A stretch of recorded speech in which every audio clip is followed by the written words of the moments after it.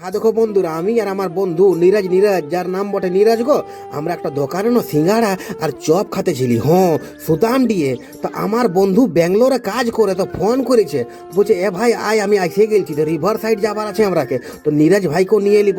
তা দেখো নীরাজ ভাই আর আমি আছি। তা দেখো এখন আমি দোকানটায় বসে আছি, তো আমরা দুটা করে সিঙ্গাড়া আর চপ খালি গো। তো আমি কোথাও যাই না, তো নীরাজ ভাইকেই লি।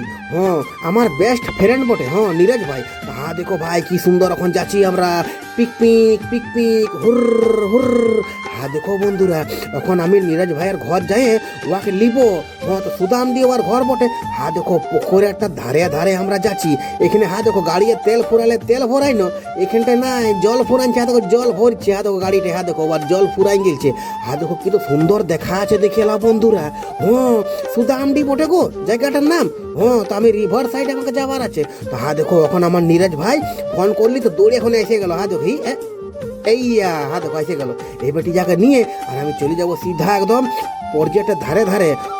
ওই বন্ধুটার ঘর। তো ঘরে বসলি গো, চা নাস্তা করলি, দেখাশোনা হইলো। তো ভালো বললি, বলছে এখন আমি যাবো না, বলছি 2 মাস থাকবো ব্যাঙ্গালোরে কাজ করে।